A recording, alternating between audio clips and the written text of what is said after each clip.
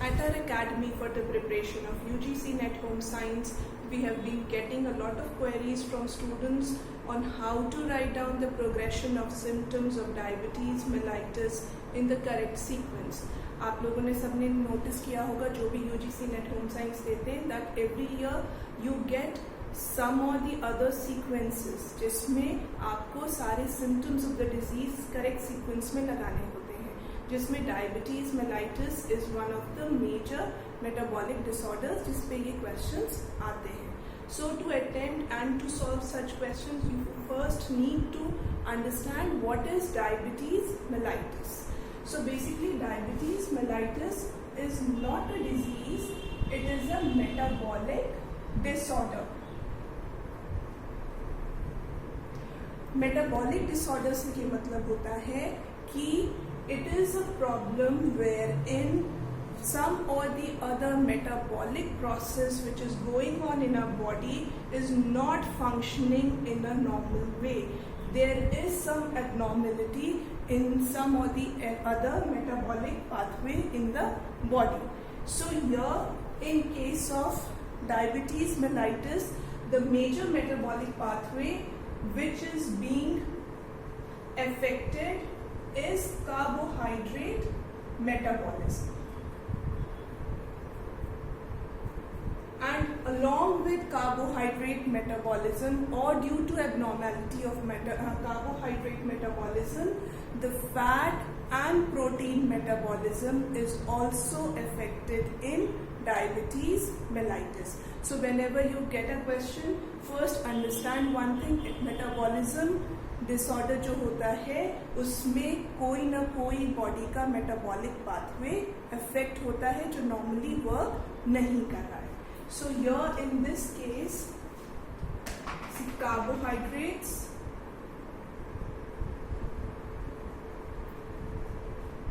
Fats and proteins, these are the three major macronutrients which are utilized by our body to provide energy, और हमारी body इसको इसी sequence में utilise करती है. First of all the body utilises carbohydrate, and 1 gram of carbohydrate provides 4 kilocalories. When the carbohydrates are exhausted, then the body shifts to fats which provides 9 kilocalories, and when the fats are also exhausted, then finally the body utilizes protein which again gives 4 kilocalories. So whenever the body utilizes carbohydrates in the normal metabolic pathway of carbohydrate metabolism, carbohydrates gets converted into pyruvates and lactates which enter the Krebs cycle, और Krebs cycle में enter करने के बाद they ultimately get converted into carbon dioxide and water, and they are excreted from the body. But when carbohydrates are exhausted, fat metabolism starts. Fat metabolism में the fatty acids which are present in the fat, they get converted into acetates which again get converted into carbon dioxide and water, and this carbon dioxide and water is excreted. Apart from acetates, the fatty acids also get converted into ketone bodies, and this process of formation of ketone bodies is called as ketosis. अब ये ketone bodies होती कौन कौन सी है? First is beta hydroxy butyric acid, second is acetoacetic acid, and third one is acetone. Now these ketone bodies which are formed by the breakdown of or by the catabolism of the fatty acids, these ketone bodies are also utilized by the body to provide energy, but their utilization is only to a certain extent. If the rate of production is more than the rate of utilization, then a condition arises जिसको हम बोलते हैं ketoacidosis.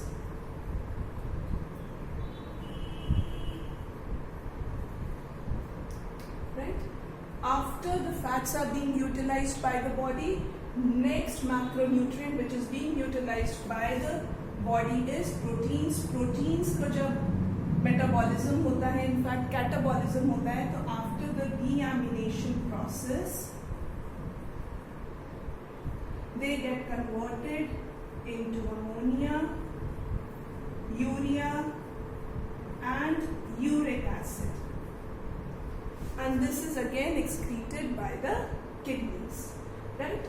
Now let's come back to the major problem which arises, how to put all of these things in the sequence. For that we need to understand that there are a lot of hormones in the body which regulate these metabolic pathways, and in case of diabetes mellitus, the major hormone responsible for this metabolic disorder is insulin. Insulin is secreted by the beta cells of the islets of Langerhans,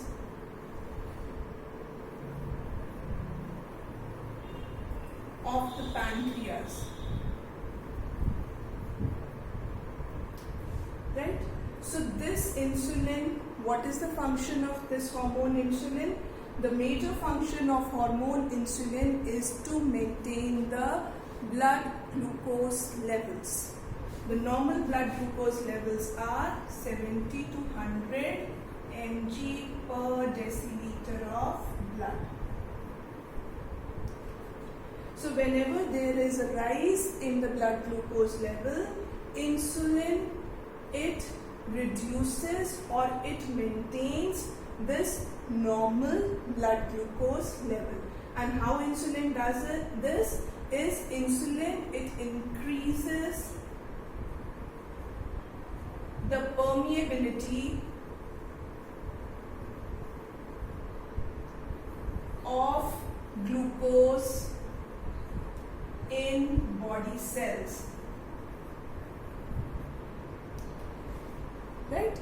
So when the insulin, it increases the permeability of glucose in the cells of the body, what happens is glucose is being utilized by the various cells of the body, and insulin is able to maintain a normal blood glucose levels.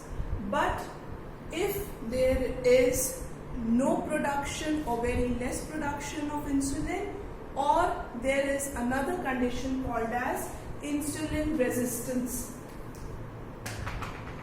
First is no or less production of insulin, and second is insulin resistance. Then the condition which arises is called as diabetes mellitus. In the first condition, when there is no or very less production of insulin, this kind of diabetes is known as IDDM, that is insulin dependent diabetes mellitus. In the second condition, when the insulin is being produced by the body, but due to certain reasons the body cells have developed a resistance towards insulin. Those conditions are like lifestyle changes, heredity, or an immense increase in the weight, that is obesity. In those conditions, the body cells develop a resistance towards insulin. Then the diabetes mellitus occurring due to this condition is known as non-insulin dependent diabetes mellitus. Right? So now let's come on to the symptoms and how to arrange them. So whenever there is an increase in the blood sugar levels, this condition is known as hyperglycemia.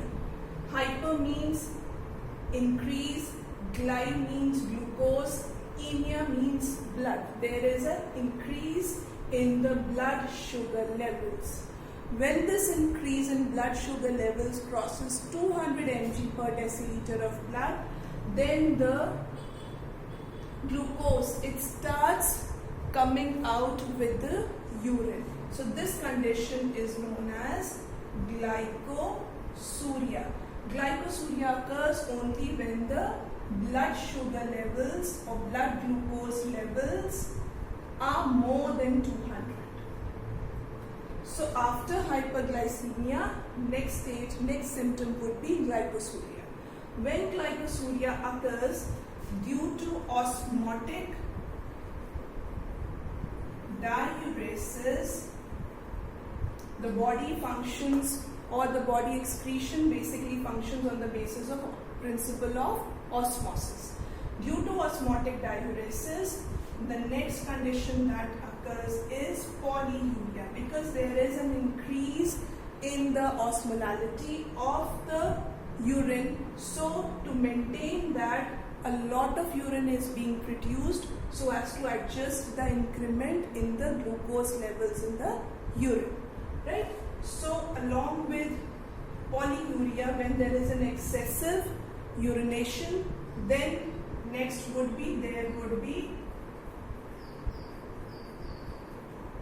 polydipsia. That's the patient starts feeling thirsty. And when polydipsia occurs, and if the patient is not taking in sufficient amount of liquids so as to compensate the excessive urination, then the next step occurs, that is dehydration. That is, there is a loss of fluids and salt in the body. So when dehydration occurs, and if even that is not being taken care of, next step that comes is peripheral circulatory failure. Due to excessive fluid loss, there is a loss in the volume of the blood, and due to which there is a circulatory failure in the peripheral regions. मतलब जो body की extremities होती हैं, उंगलियां ठंडी पड़ जाना, और पैर की जो उंगलियां हैं, पैर हथेलियां और पैरों की तले, ये सब ठंडे पड़ जाते हैं. Right?